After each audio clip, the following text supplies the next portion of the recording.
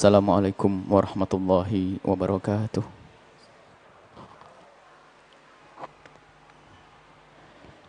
Alhamdulillah. Nahmaduhu subhanahu wa ta'ala hamdan yuwafi ni'amahu wa yukafi'u mazidah. Ya Rabbana lakal hamdu kama yanbaghi li jalali wajhika wa 'azimi sultanik. Subhanaka la nuhsi thana'an 'alaika anta kama athnaita 'ala nafsik. Falakal hamdu wa lakal syukru 'ala dhalik. Allahumma salli wa sallim ala habibika Sayyidina Muhammad wa ala alihi al-muttahharin wa ashabihi at-tayyibin wa at-tabi'in lahum bi ihsanin ila yaumiddin. Allahumma ya Rabbana akrimna bi mahabbati habibika Sayyidina Muhammad warzuqna husna mutaba'ati sunnati habibika Sayyidina Muhammad wahsurna yawmal qiyamati ma'a zumratihi wa tahta liwa'ih kama jama'tana fi hadzal yawmil mubaraki ya Rabbana ijma'na yawmal qiyamati ma'a habibika Sayyidina Muhammad urzuqna ya Rabbana taubata qabla al-maut wa syahadata 'inda al-maut wal jannata ba'da al-maut. Amma ba'd, ma'asyiral muslimin ittaqullaha haqqa tuqatih wa la tamutunna illa wa antum muslimun.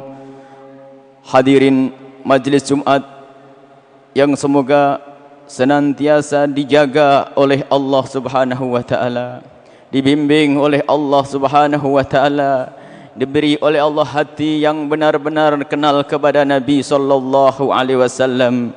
Kita tidak akan kenal Jumat kecuali melalui Nabi sallallahu alaihi wasallam. Kita tidak kenal solat, tidak kenal puasa, tidak kenal ibadah, tidak kenal bagaimana kita mendekatkan kepada Allah kecuali karena Nabi Muhammad sallallahu alaihi wasallam.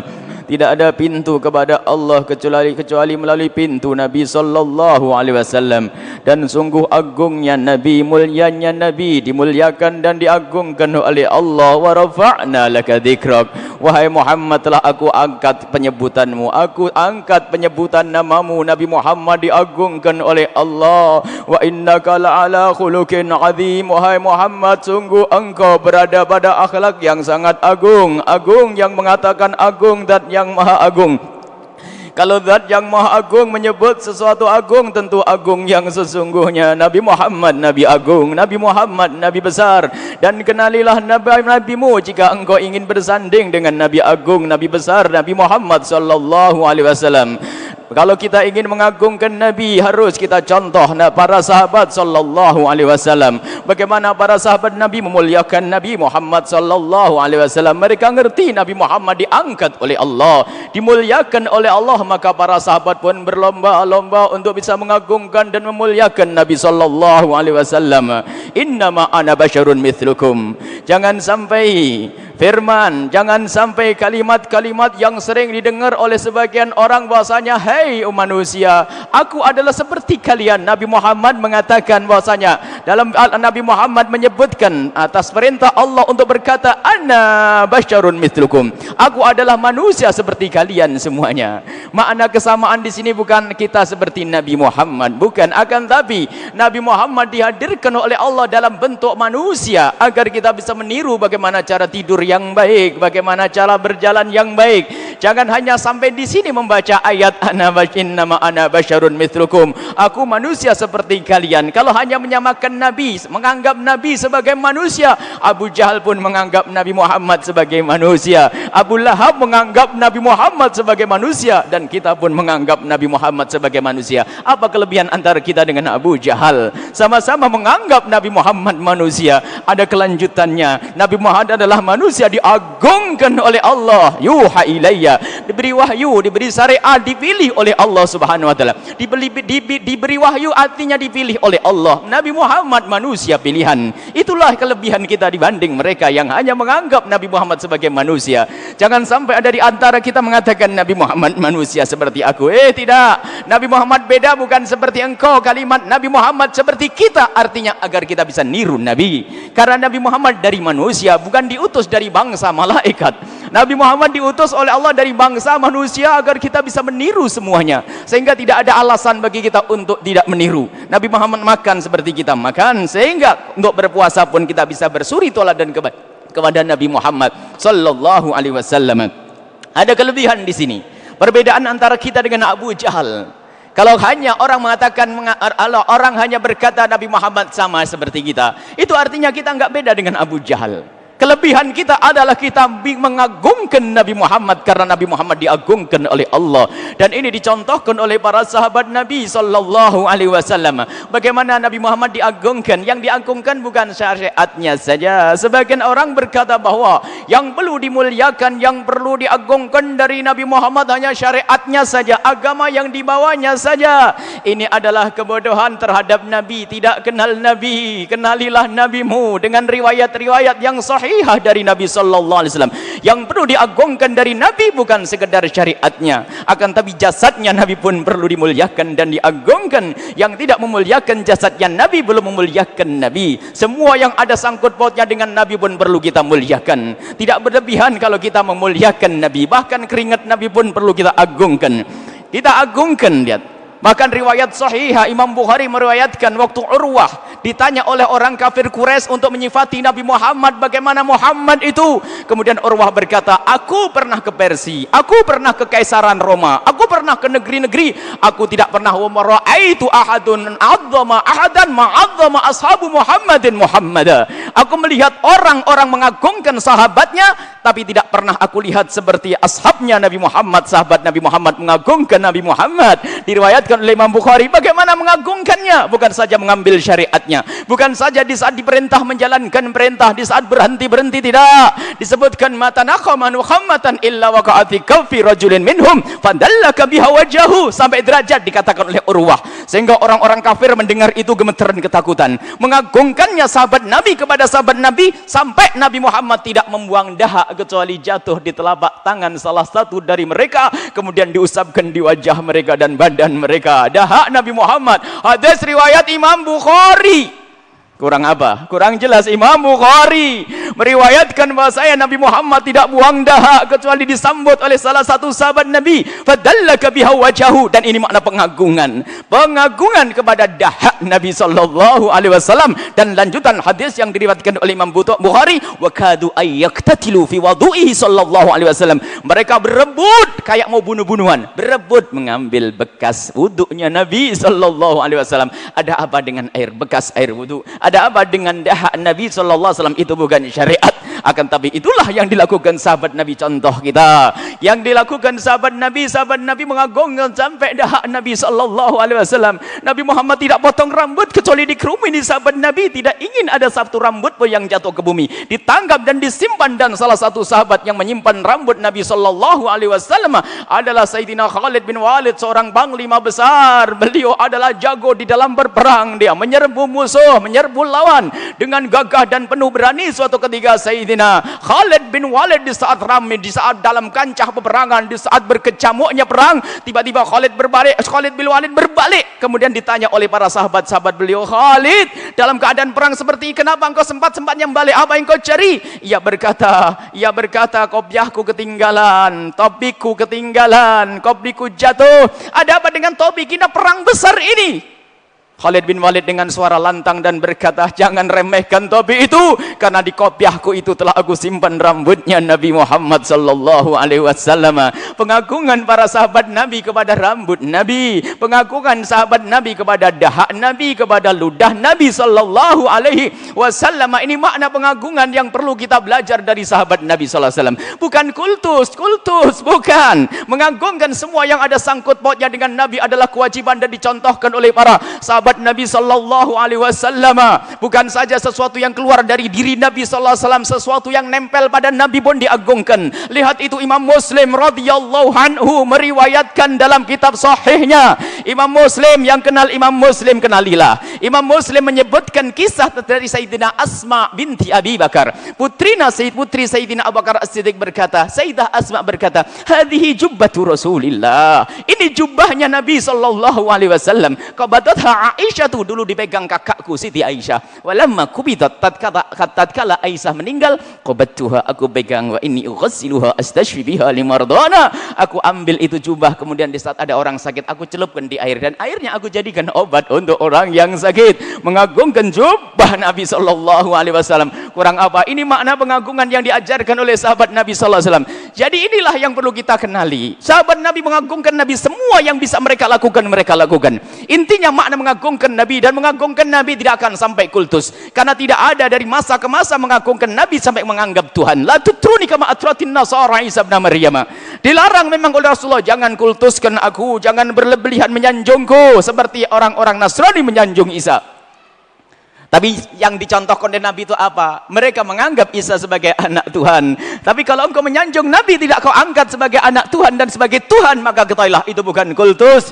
Kalau seandainya ada festival di esok hari untuk membuat syair untuk menyanjung dahak Nabi sallallahu alaihi wasallam, bukanlah satu kekultusan. Karena Nabi, para sahabat Nabi bukan sekadar menyanjung dengan lidahnya, tetapi mereka menyanjung dengan perilakunya. Subhanallah, mereka adalah sahabat-sahabat mulia, sahabat Rasul sallallahu alaihi wasallam yang perlu kita muliakan. Nabi Muhammad perlu kita agungkan, contoh kita dan Nabi. Jadi semua yang ada sangkut pautnya dengan Nabi, ayo kita agungkan. Ahli bait Nabi kita muliakan, sahabat Nabi kita agungkan, karena mereka sambung dengan Nabi sallallahu alaihi wasallam yang mengatakan bahwasanya cara berjalanku lebih bagus dari cara berjalannya Nabi Muhammad. Ulama mengatakan kalau tidak fasik dia kafir, keluar dari Islam. Mengatakan bahwasanya dirinya lebih bagus dari Nabi sallallahu alaihi wasallam. Urusan cara berjalan Nabi, urusan cara makan Nabi, urusan cara berpakaian Nabi adalah sebaik-baik cara berpakaian itulah Rasulullah sallallahu alaihi wasallam. Maka perlu Nabi Muhammad dimuliakan oleh Allah sebelum lahir dan setelah lahir, dan juga Nabi Muhammad dimuliakan saat lahir. Ada sebagian orang yang bisa berkata Nabi Muhammad mulia sebelum lahir dan setelah lahir, akan tapi seolah-olah Nabi Muhammad tidak mulia saat lahir. Sehingga jika ada orang merayakan maulid Nabi sallallahu alaihi wasallam, mereka heboh, Nabi Muhammad tidak perlu dimuliakan. Ini adalah satu kepecian, satu cara pandang yang tidak benar tentang Nabi. Nabi mulia sebelum lahir, Nabi mulia setelah lahir, Nabi mulia saat lahir, Nabi mulia saat hidup, Nabi mulia saat meninggal, dan Nabi mulia nanti di padang mahsyar, dan bersama Nabi semua akan mulia. Yang ikut Nabi ikut mulia, dan Nabi adalah paling mulianya manusia kelak di surga Allah Subhanahu wa taala. Ada sebagian mengatakan Nabi Muhammad, kenapa orang pada merayakan maulid Nabi? Nabi Muhammad lahir tanggal 12. Ada orang yang mengatakan Nabi Muhammad lahir bukan tanggal 12. Wahai kaum muslimin yang beriman kepada Nabi yang agung, kita tidak merayakan hari kelahiran Nabi. Sebab hari bisa ulama berbeda pendapat, akan tapi kita memuliakan lahirnya Nabi. Terserah kau anggap tanggal 1, 2, 3, 4, 5, enggak penting. Yang jelas Nabi Muhammad pernah dilahirkan, dan bersama kelahiran Nabi Muhammad keajaiban dunia ditambahkan oleh Allah. Mulai dari runtuhnya kaisar, robohnya kekaisaran, mulai dari setelah itu bayi-bayi yang waktu itu lahir laki-laki semua. Kemudian Halimah Sa'diyah yang saat itu sakit-sakitan, di saat bersentuhan kulitnya dengan bayi mulia Nabi Muhammad pun menjadi air susunya lancar. Dan masih banyak keajaiban bersama kelahiran Nabi Muhammad. Semesta mengagungkan Nabi. Kenapa kita tidak mengagungkan Nabi sallallahu alaihi wasallam? Lalu berkata merayakan maulid Nabi adalah sesat. Wahai kaum muslimin, kembalilah kepada kecintaan yang sesungguhnya, pengagungan yang sesungguhnya. Imam Bukhari rahimahullah telah membawa cerita.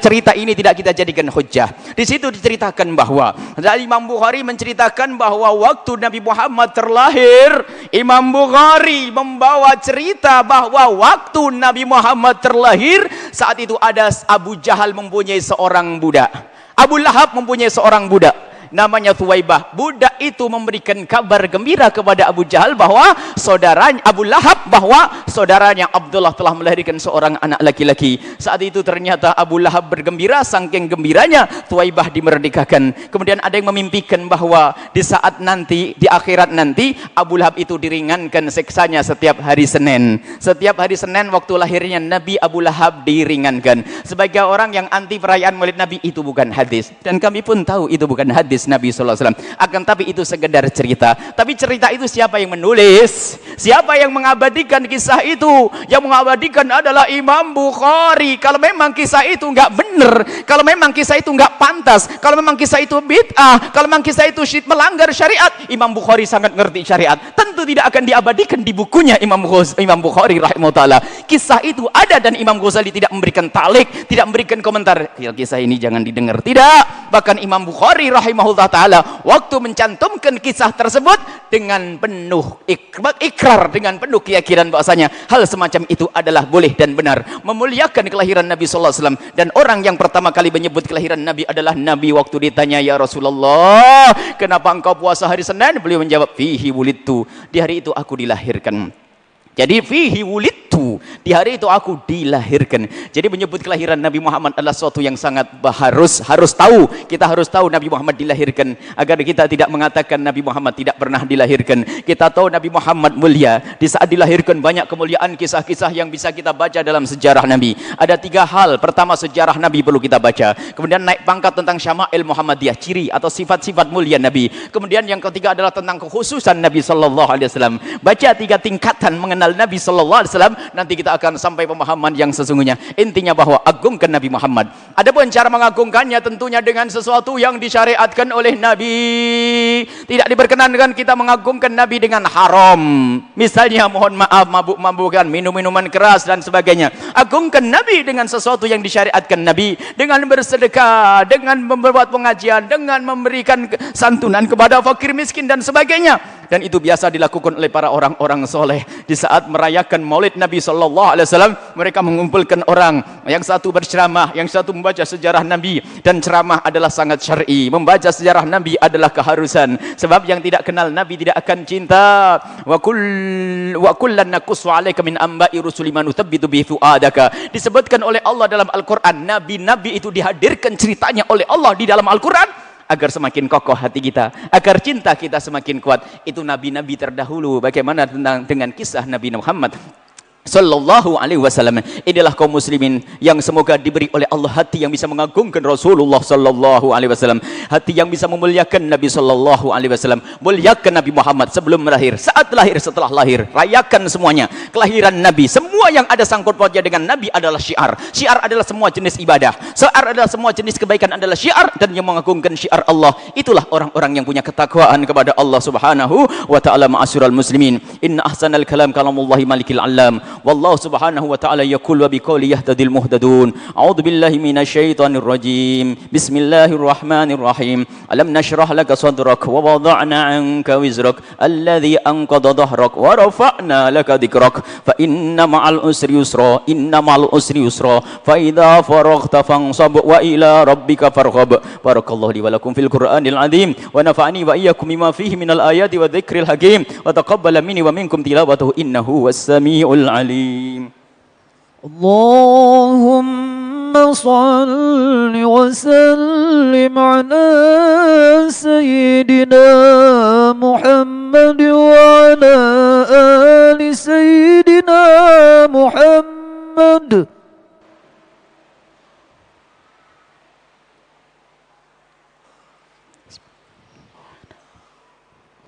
Alhamdulillah hamdan kama amar wa asyhadu an la ilaha illallah wahdahu la syarika lah irghaman liman jahada bihi wa kafar wa asyhadu anna sayyidana Muhammadan abduhu wa rasuluhu sayyidul khalaiq wal bashar.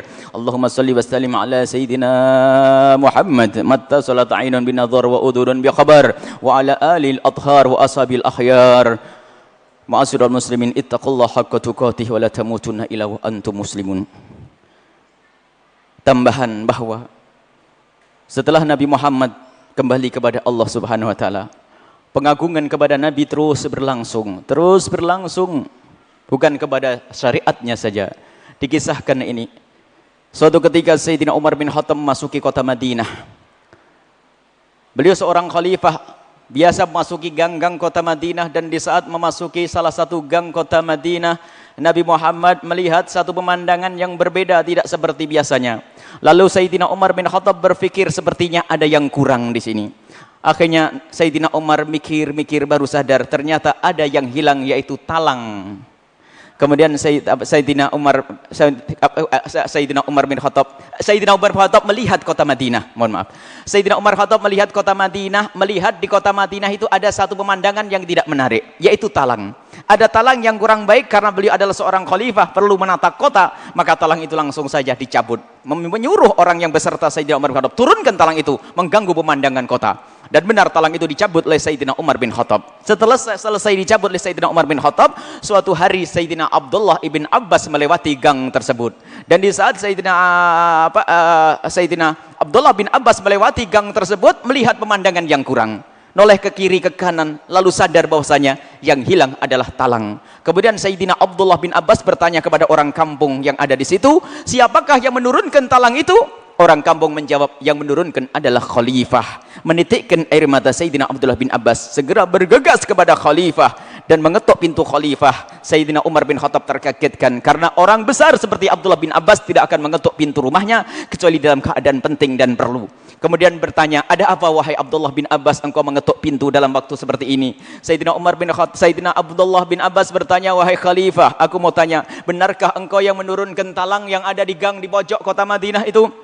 Sayyidina Umar bin Khattab menjawab, benar, aku yang menurunkannya karena aku lihat talang itu tidak menarik, ganggu pemandangan kota.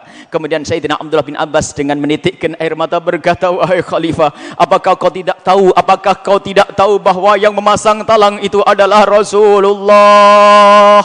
Seketika itu Sayyidina Umar bin Khattab terkaget dan mengucapkan, benarkah yang memasang adalah Rasulullah? Demi Allah, yang memasang Rasulullah wahai khalifah, dan aku yang membantunya. Kemudian Khalifah Umar berkata, kalau begitu Abdullah bin Abbas, ayo ikut aku. Kemana? Ke gudang. Untuk apa? Mengambil talang itu. Pergilah Sayyidina Umar bin Khattab bersama Abdullah bin Abbas ke gudang mengambil talang tersebut. Talang mau dibawa oleh Abdullah bin Abbas, biar aku yang membawa khalifah. Tidak, biar aku sendiri yang membawanya. Sayyidina Umar bin Khattab membawa talang tersebut ke pojok kota Madinah yang telah diturunkan talang dari tempat itu. Sesampainya di tempat itu, Sayyidina Umar bin Khattab, Abdullah bin Abbas, kau pasang talang itu.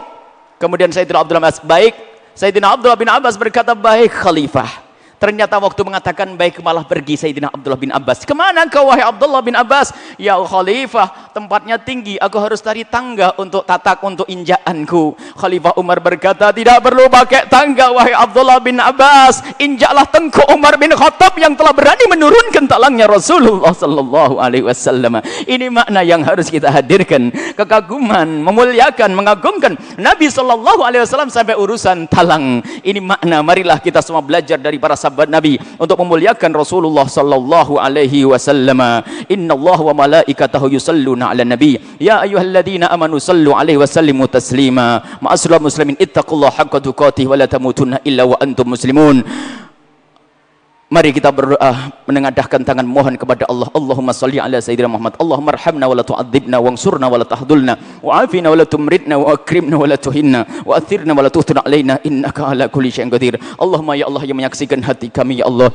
Ya Allah, Engkau lebih tahu siapa kami dan hati kami. Jika hati kami kosong dari pengagungan kepada kekasih-Mu Nabi Muhammad, jika hati kami tidak bisa mengagungkan kekasih-Mu Nabi Muhammad, kami mohon detik ini, saat ini, berikan kepada hati kami hati yang bisa mengagungkan kekasih-Mu Nabi Muhammad, yang bisa mencintai kekasih-Mu Nabi Muhammad. Dan jadikanlah kami, ya Allah, hamba-hamba yang bisa melihat kekasih-Mu Nabi Muhammad di dunia sebelum di akhirat. Biarpun dalam mimpi-mimpi kami, ya Allah, kami ingin bersama kekasih-Mu Nabi Muhammad di alam barzah. Kami ingin bersama kekasih-Mu Nabi Muhammad kelak di padang mahsyar, ya Allah, di saat orang-orang mulia yang bisa bersama kekasih-Mu Nabi Muhammad kemudian dibawa oleh kekasih-Mu Nabi Muhammad ke telaga Kautsar, lalu beliau memberikan kami air minum dari telaga Kautsar hingga kami tidak akan haus selama-lamanya. Ya Allah, kami ingin bersama kekasih-Mu Nabi Muhammad, kami ingin bersama kekasih-Mu Nabi Muhammad, dan seperti Engkau kumpulkan kami saat ini, ya Allah, kumpulkan kami kelak di surga bersama kekasih-Mu Nabi Muhammad. Ya Allah, ada di antara hamba-hamba-Mu yang mengaku mereka sambung hati dengan kekasih-Mu Nabi Muhammad, akan tapi ternyata kosong hatinya dari cinta kepada kekasih-Mu